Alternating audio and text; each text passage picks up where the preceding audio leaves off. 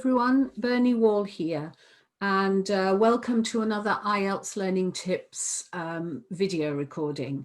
And today I want to look at how you can use even a small amount of time every day to help you move forward with your IELTS practice and also improve your language.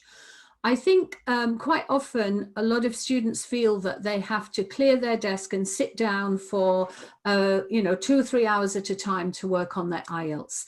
But IELTS is English language, and English language, and any language really, doesn't require great lengths of time to improve it. So in fact, it's much better if you do a little bit every day than 5 or 6 hours on one day. So what I want to sort of help you to do or show you how to do today is to get yourself a little bit of a timetable so that every day you're doing a small thing, maybe 15, 20 minutes, even 5 minutes. If you do this every day, then it will build your skills much more than you might expect, really. And then when you get to the exam, you'll find that your English language skills will have increased a lot, and your IELTS exam skills will be much stronger as well. So I'm just going to share my screen with you because, as usual, I have prepared a few things that we can look at together. So it's positive IELTS action. There are some subtitles here. I will apologize because sometimes words like IELTS, they don't understand. And so some of the subtitles might be a little bit strange, but I'm going to try them today and see how they work. Okay, so as I said before, little and often. And it's positive action because this is what we want. We want this to be a positive thing that is going to help you with your overall IELTS exam at the end. So I know at the moment, because of the way this year has gone, the pandemic and everything else, it's hard for a lot of people to keep motivated. And there are lots of reasons for that. Where you are, there may not be any exams. And so if you don't know when your exam is going to be, it's quite possible that you're not motivated to actually work for it. You might have lost momentum because your exam was cancelled, maybe. You might be waiting to find out when the exams are going to restart, or there may be long waiting lists for the exams and you can't get in on a particular date yet. And if you're just starting out, and I know lots of students who are in this position, they don't really want to get started until they know that the exams are going to return. So this may be one of the reasons. It might also be that you've taken the exam before and you didn't get what you wanted, and so it's hard to get started again. So there's a myriad of different reasons that might be stopping you from getting motivated and keeping motivated with your IELTS. And so that's why it's important to try and do this in small batches, and not to try and do, hours and hours at a time. So it will help you a lot to do a little bit often. So whatever the reason is that you might be feeling demotivated or you might not be getting on with things, it's actually a mistake. It's better to get started right now and do a little bit, even if it's 5 minutes, because learning a language is not like doing maths or science or history.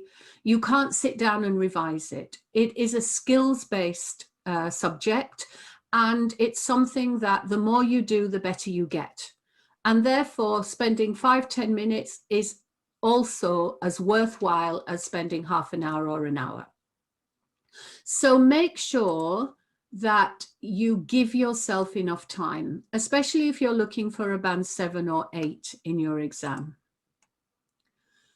The more you do, the easier the exam will be. The more sustained your practice, the better you will be in the exam and in your language skills. So don't stop. Even if the exams are cancelled, don't stop. Just keep going, keep doing it, but try and make it more interesting for yourself. So if you get started now, or if you continue with your practice, then you're going to be in a much better position when it gets to the exam. Okay, and you'll improve your confidence, because the better your skills, the higher your confidence, the better your performance in the exam. Okay, don't shilly-shally. I don't know if you know this expression. It means stop or stop start or hang around or dither, all of those things. So stop doing it now. Make a plan. And that plan should include a daily focus on something. And make it a mix of fun things such as songs or movies, as well as more serious things such as perhaps some reading, a reading practice or a listening test. It's really important to balance these two things. Okay. And don't forget the small things. I think students often forget about these things like punctuation. I know a lot of students have problems with commas. And pronunciation. Even if you spent a couple of minutes on specific words to make sure you pronounce them correctly, it could have an impact on your speaking. Okay. And remember, keep it fresh. You don't want to be bored by this. So try and vary things so that you're not doing the same routine every day. Right, short and sweet. I'm suggesting 20 minutes. If you don't have 20 minutes every day, 10 minutes is fine, 15 minutes is better, even 5 minutes, you can do something. So what could I do in 20 minutes? A part 2 speaking practice with a little bit of preparation and some recording and then re-recording to make it better. You could also manage to revise a grammar point that might be causing a problem. Say, look at how to use gerunds or revise the passive, something like that. That could be done quite easily in 20 minutes. Look at some punctuation, commas particularly, I mentioned before. A lot of students seem to have commaitis. So you could look at the comma and how to use it properly. Or some spelling if you have spelling issues.